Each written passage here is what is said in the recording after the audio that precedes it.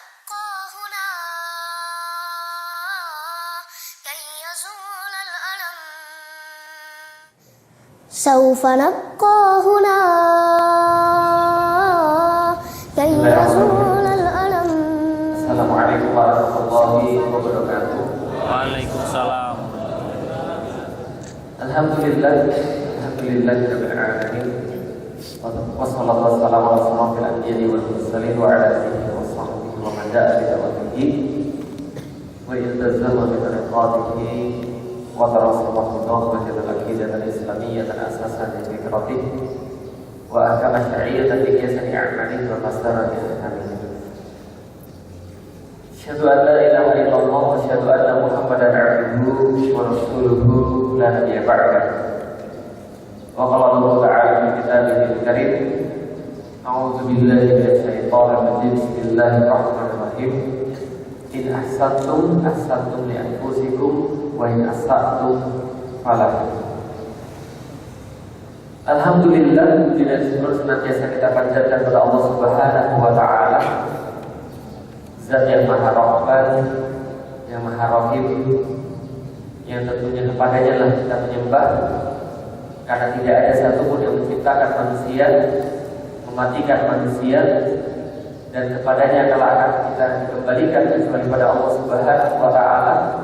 Karena itu layaklah penyembahan ini hanya kita murnikan hanya kepada Allah Subhanahu wa taala, dan kita berharap mudah-mudahan tatkala kita kembali pada Allah menerima kita dalam keadaan diridhoi olehnya.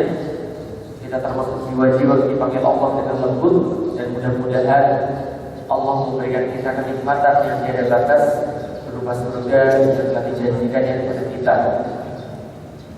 Salam dan salam semoga tercurah dan terlimpahkan kepada baginda Nabi besar Muhammad sallallahu alaihi wasallam.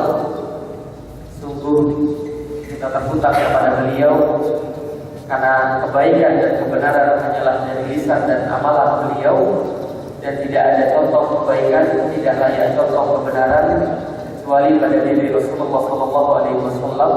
Dan mudah-mudahan kita istiqomah untuk melafazkan apa yang beliau lafazkan, memperjuangkan apa yang beliau perjuangkan sampai dengan akhir hayat menjemput kita, dan mudah-mudahan kita digolongkan menjadi umat-umatnya Nabi Muhammad SAW, mengikuti jalan beliau dan memasuki surganya Allah sebagaimana beliau diperintahkan memasukinya untuk pertama kali.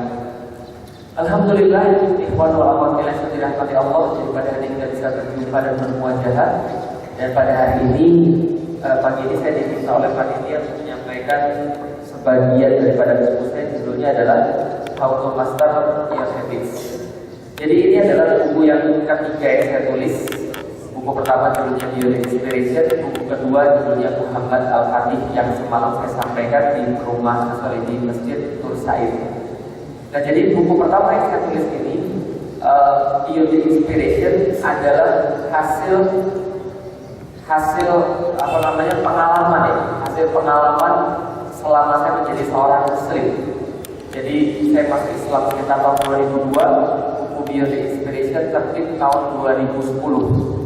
Jadi 8 tahun saya berada di dalam Islam. Itulah yang saya tuliskan dalam buku Beyond Inspiration berupa garis besar, gambaran utuh Islam ini kira-kira seperti apa. Di situ menceritakan tentang akidah, di situ menceritakan tentang syariat, tentang dakwah dan sebagainya. Nah, itu buku yang pertama. Buku yang kedua ini adalah hasil daripada kekesalan sebenarnya. Kenapa kesal? Karena kalau saya kesal saya nulis biasanya. Nah, jadi kesal. Kenapa kesal? Ketika kita berdakwah, kita menjelaskan pada umat tentang Islam ini, kita menjelaskan pada umat tentang kebangkitan Islam. Biasanya yang muncul di antara umat itu ngomongan kayak begini kira-kira. Gak mungkin Islam itu bangkit, gak mungkin Islam itu akan balik lagi. Nah, kenapa? Lihat aja sekarang orang-orang ini pada berantem. Sebentar lagi awal akhir Ramadan pasti debat. Gitu kan ya? Nah, bagaimana Islam bisa tegak? Gak mungkin. Maka karena itulah saya menulis buku judulnya Muhammad Al-Fatih 1453. Kenapa saya tulis buku Muhammad Al-Fatih 1453? Sebagai entry point. Entry point bahwa ketika Allah dan Rasul sudah menjanjikan sesuatu, itu tidak mungkin tidak benar, pasti terjadi. Maka kebangkitan Islam ini juga perkara yang pasti terjadi karena sudah disampaikan oleh Allah Allah dan Rasulnya di dalam ayat dan nubuahnya. Jadi ini adalah kebangkitan Islam, pasti kejadian. Yang ketiga, ini bukunya How to Master Your Habits. Ini bukunya agak umum. Kenapa agak umum? Karena setelah saya menyatakan bahwa kebangkitan Islam pasti terjadi, biasanya banyak orang ngeluh, Ustaz, kalau kita ini kan bukan lulusan pesantren, kita ini kan universitasnya umum, SMA-nya nggak pernah nyantri, SMA juga bukan di madrasah. Bahkan kami ini dulunya preman-preman semua. Ada yang nongkrong di bis, ada yang nongkrongnya di jalan, ada yang dulunya kerjanya pacaran wae dan sebagainya. Nah ini kan kita ini kan bukan semuanya dari pesantren. Lah kok kita harus diwajibkan dakwah? Nggak bisa lah, kecuali kalau kita anak kiai, kecuali kalau kita anak pesantrenan baru kita berdakwah. Tidak. Dalam buku ini yang pengen saya jelaskan teman-teman sekalian adalah setelah kita tunai bahas tentang akidah, setelah kita tunai bahas tentang syariat, bahas tentang dakwah, bahas tentang janji Allah, maka dalam buku ini yang pengen saya sampaikan adalah bahwa kalau Anda mau, semuanya bisa. Kalau Anda mau, berarti kalau Anda belum bisa, cuma ada dua kemungkinan. Satu, Anda nggak mau. Dua, Anda gila.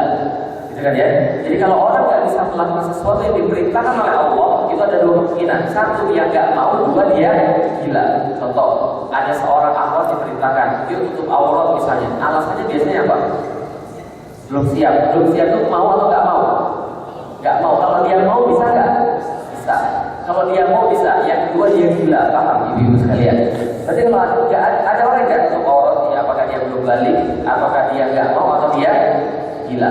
Sama kayak ada orang bilang begini, yuk kita ngafalin Quran, yuk ngafalin Quran itu susah, 30 juz.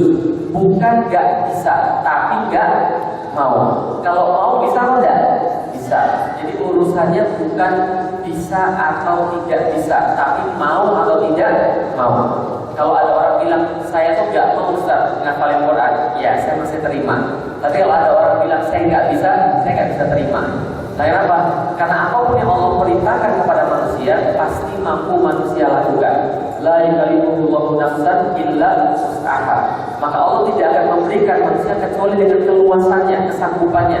Nama masjid ini al-wasi' illa wus'aha. Artinya semua yang Allah perintahkan itu ada dalam range keluasan yang mampu dilakukan oleh manusia. Maka dalam buku Habits ini pertanyaannya bukan bisa atau tidak bisa, tapi mau atau tidak mau. Nah, supaya lebih mudah untuk menjelaskan habits ini seperti apa, kita nonton dulu teman-teman sekalian. Gak kelihatan ya? Nasib. Sebentar. Suaranya ada tapi gambarnya enggak. Tanya.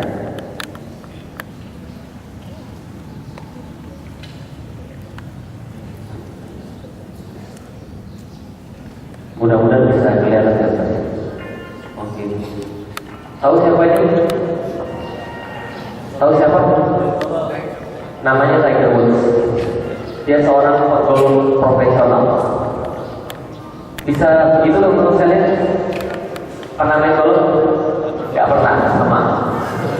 Tapi walaupun kita belum pernah main golf, kita tahu bahwa ini susahnya kita ambil. Ini Syakir, ini orang golf. Ya. Ini pukulannya sempurna untuk orang-orang golf, dan menurut orang-orang golf, Tiger Woods adalah anak ajaib. Lah kenapa?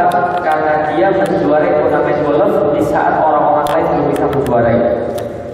Anak itu menjuarai turnamen golf umurnya 21 tahun. Berapa umurnya?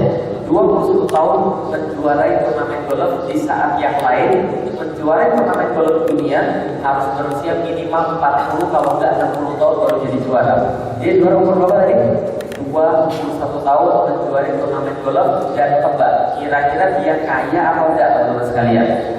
Karena pukulan yang paling profesional di dunia golf, paling hebat di dunia golf, maka dia banyak ditawarin iklan. Setelah main iklan, dia menjuarai banyak turnamen golf, dan penghasilannya itu sekitar setahun 85 juta US dollar. 85 juta US dollar berapa? Banyak, ya betul. Jawaban yang paling tidak rasional. 85 juta US dollar itu kalau diibaratkan 1 US dollar 10.000 aja, nggak usah 13.000, 10.000 aja, berarti setahun dia menghasilkan kira-kira 850 miliar. 850 miliar, atau sehari dia menghasilkan kurang lebih 2,5 miliar. Asik ya? sehari berapa? 2,5 miliar. Jadi sehari dia bisa beli 2 rumah tua di Lampung, gitu kan ya? Ini penghasilannya 850 miliar per tahun, dan dia kalau jual diri dia dapat sekitar 500 juta dolar US. Kalau atau sekitar 5 triliun, teman-teman sekalian. Itu adalah harganya seorang Tiger Woods. Artinya adalah apa? Setiap orang yang punya keahlian itu pasti laku. Setiap orang yang berbeda daripada yang lain itu pasti laku.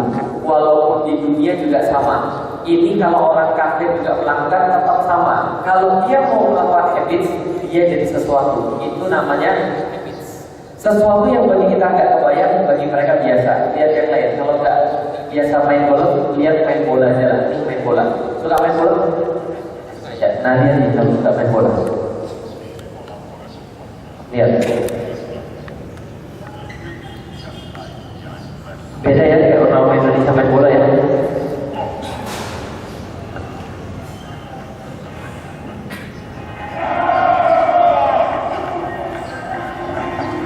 Kalau orang Indonesia main bola, komentator ini capek. Maksudnya bola itu sekian sebenarnya. Seolah-olah bolanya nempel di kakinya. Kayaknya ada tali ya di kaki sama bolanya. Sesuatu yang bagi kita susah, tapi bagi mereka biasa. Coba lihat. Karena dia hari main bola, kakinya otomatis kalau udah ketemu bola. Iya. Ini namanya habits. Sesuatu yang gak mungkin bagi kita, tapi bagi mereka biasa. Karena setiap hari mereka sudah melakukan itu, setiap saat mereka sudah melakukan itu, maka bagi mereka menjadi sesuatu yang biasa. Jadi kalau kakinya ketemu bola, itu gak usah pakai teori, gak usah pakai teknik, sudah keluar titik-titiknya, bisa dipahami teman-teman sekalian. Jadi segala sesuatu yang terjadi secara otomatis, bahkan tanpa kita pikirin lagi, itulah yang namanya habits. Contoh lagi, di depan akan ada seorang anak usianya 2 tahun. Berapa usianya? 2 tahun. Berapa sekarang usianya? 2 tahun. Tapi saya jamin bahasa Arabnya lebih bagus daripada teman-teman sekalian. Gak percaya? Ini coba lihat.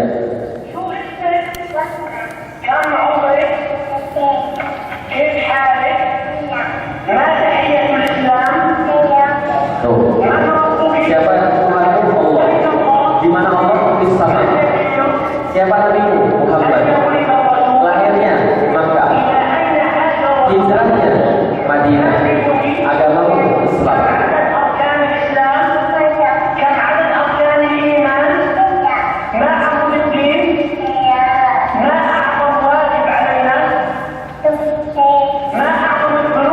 Dosa paling parah syirik. Yang disebutkan sebagai maghdubi alaihim Yahud wal dhalin Nasara, yang menyebabkan fitnah Al-Quran. Mu'tazilah, ulama yang membantah Mu'tazilah. Ahmad bin Hanbal. Ayat paling kuat.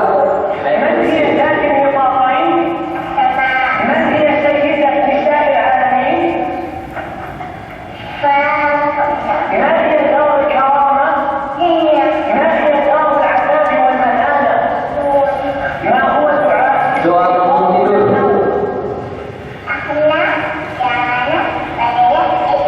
Tuh. Makan minum pakai tangan kanan. Hukum sholat sunnah. Hukum tasbih bid'ah kata dia. Maulid bid'ah kata dia. Musik haram. Sahabat membunuh 7 orang Romawi ketika perang yang umum gitu.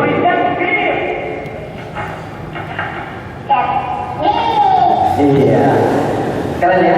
Jadi teman-teman sekalian, terlepas apa yang tadi dia sampaikan, tasbih itu bid'ah, apalagi tadi maulid itu bid'ah, musik itu haram, itu bukan saya ngajarin ya, itu ada bapaknya yang ngajarin. Dan itu urusan bapaknya, bukan urusan saya. Tapi yang pengen saya tunjukkan di sini adalah anak ini kita tahu nggak? Keren apa enggak anak ini? Keren. Umur berapa tadi? 2 tahun, tapi sudah bisa ngomong pakai bahasa Arab. Anda sudah berapa tahun di sini? Lebih daripada 2 tahun kan ya? Bahasa Arabnya sebagus dia? Enggak. Apa ada dua kemungkinan. Satu, apa dia yang pintar atau kita yang bodoh? Dia yang pintar atau kita yang bodoh? Gak ada yang pintar dan gak ada yang bodoh. Dia bisa seperti itu karena dia orang Arab. Tapi teman-teman sekalian, poinnya bukan dia orang Arab. Poinnya adalah walaupun orang Arab, anak ini sudah hebatnya luar biasa. Karena apa? Lihat tadi dia ngafalin sekitar 30 pertanyaan, jawab gak ada yang salah. Betul? Pertanyaan saya sederhana. Video yang barusan Anda lihat tadi, itu videonya pertama kali dibuat oleh bapaknya atau sudah kesekian kali yang dibuat oleh bapaknya? Kesekian kali. Kenapa nggak mungkin pertama kali? Karena pasti ada di belakangnya anaknya salah, anaknya malu, anaknya lupa, tapi itu nggak ditayangkan. Itu video jelas sudah hasil latihan beratus-ratus kali. Paham teman-teman sekalian? Maka itu adalah hasil daripada habits. Yang kedua teman-teman sekalian, bahasa Arab. Coba perhatikan baik-baik. Ada anak kecil umurnya 2 tahun. Ngomong-ngomong, anak umur 2 tahun sudah punya motivasi atau belum? Sudah punya motivasi atau belum? Coba lihat. Anak kecil gak punya motivasi bisa bahasa Arab. Tapi ada orang yang pengen banget bisa bahasa Arab, tapi gak bisa-bisa. Ada? Ya di depan-depan saya ini. Pengen banget tapi gak bisa-bisa. Tapi ada yang gak pengen tapi bisa. Ada yang termotivasi gak bisa. Ada yang gak termotivasi tapi bisa. Berarti urusannya bukan pada motivasi. Yang kedua, anak 2 tahun punya akal gak? Punya akal gak anak 2 tahun? Gak. Makanya kalau anak kecil 2 tahun dia belum punya akal, dia belum dihisab. Anak kecil 2 tahun belum punya akal atau akalnya belum sempurna, dia bisa bahasa Arab. Anda akalnya sudah sempurna atau belum? Ada di sini yang belum balik? Semua sudah balik kan ya? Artinya apa? Akalnya sempurna, tapi nggak bisa bahasa Arab. Perhatiin baik-baik. Ada yang akalnya belum sempurna atau belum punya akal dan tidak termotivasi, tapi bisa bahasa Arab. Ya, ada yang termotivasi banget dan akalnya sempurna tapi tidak bisa bahasa Arab. Berarti yang membedakan antara bisa dengan tidak bisa adalah biasa. Contoh, siapa yang di sini bisa baca Arab gundul angkat tangan? Yang bisa baca Arab gundul angkat tangan? Yang lulusan pesantren bisa baca Arab gundul angkat tangan? Jangankan yang gundul saja, gondrong aja susah.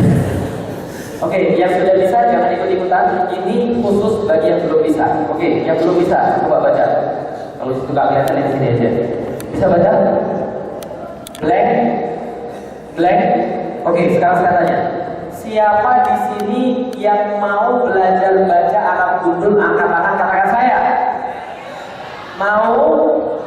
Yakin? Oke, serius? Kalau itu teman-teman hari ini sangat beruntung sekali. Lah kenapa? Teman sekalian kalau mau tahu, di seluruh alam semesta ini yang punya sertifikat bisa mengajarkan baca Arab gundul dalam waktu 1 menit cuma saya teman-teman sekalian. Enggak percaya kan? Oke, kalau itu kita tes. Mau belajar baca Arab gundul dalam waktu 1 menit? Mau? Yakin? Kalau itu yang benar-benar yakin, saya kasih tahu dulu. Kalau Anda mau belajar, segala sesuatu yang instan itu ada tumbalnya. Ada apa? Tumbalnya. Tumbalnya adalah ada mantra yang harus dibaca. Tapi saya kasih tahu dulu, kalau yang gak yakin betul hatinya, jangan ikut-ikutan. Kenapa? Nanti kalau salah baca, gak yakin bisa gila di tempat. Ya, jelas ya. Jadi ini yang yakin aja. Saya nggak tanggung jawab dan panitia nggak tanggung jawab kalau ada yang gila di tempat ya. Paham ya? Bukan sekarang saya tanya. Yang yakin betul belajar baca Arab dulu dalam waktu 1 menit angkat tangan katakan saya. Alhamdulillah masih banyak. Kalau itu baca mantranya bareng-bareng. Bismillahirrahmanirrahim.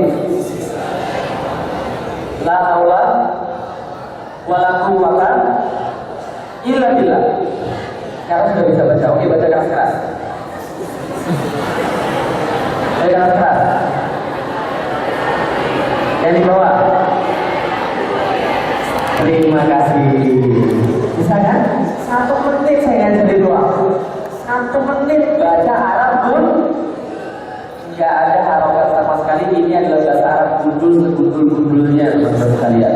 Tapi teman-teman baca nggak ada masalah, benar 100%. Pertanyaan saya sederhana. Bismillahirrahmanirrahim. Kenapa Anda nggak baca Bismillahi atau Bismillahu atau Bismillahi? Kenapa baca Bismillahi? Pokoknya enak aja Ustaz, bismillah aja pokoknya Ustaz. Enaknya pokoknya bismillah ya Ustaz. Nahunya ngerti kenapa bismillah? Enggak. Sorofnya ngerti kenapa dibaca ar-Rahman? Enggak. Tapi kenapa bacanya benar? Karena sudah biasa. Anda baca ini jutaan kali dalam hidup Anda. Kalau Anda masih salah, terlalu. Paham teman-teman sekalian? Orang nggak perlu bisa, yang penting biasa. Dan ini baru Arab gundul teman-teman sekalian. Sudah pernah baca Indonesia gundul? Pernah baca Indonesia gundul? Belum. Indonesia gundul lebih susah daripada Arab gundul. Nggak percaya? Nih baca bareng-bareng teman-teman sekalian. Bandara. Kenapa Anda bacanya bandara bukan bandar atau bundar?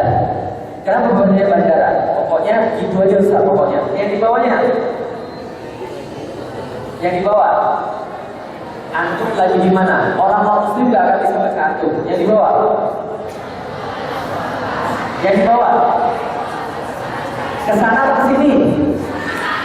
Kesana, nggak mungkin kesini. Saya mau langsung kesana sekarang juga. Tapi kenapa? Coba lihat baik-baik. Otak Anda ini canggih. Otak Anda membedakan konteks kalimat sekaligus cara baca kurang dari 1 detik. Paham teman-teman sekalian? Saya baru nyampe di bandara. Tadi tunggu bagasi. Aku sudah di mana? Jangan lupa telepon Pak Ahmad ya. Saya mau langsung kesana sekarang juga.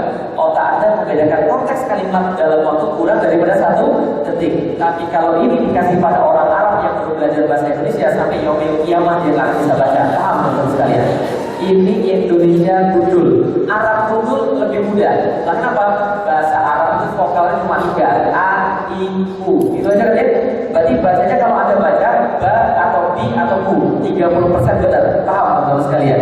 Tapi bahasa Arab, bahasa Indonesia vokalnya ada 5. A, I, U, E, O.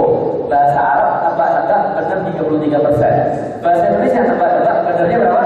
20% doang. Paham teman-teman sekalian? Indonesia Arab lebih susah daripada bahasa Arab gundul.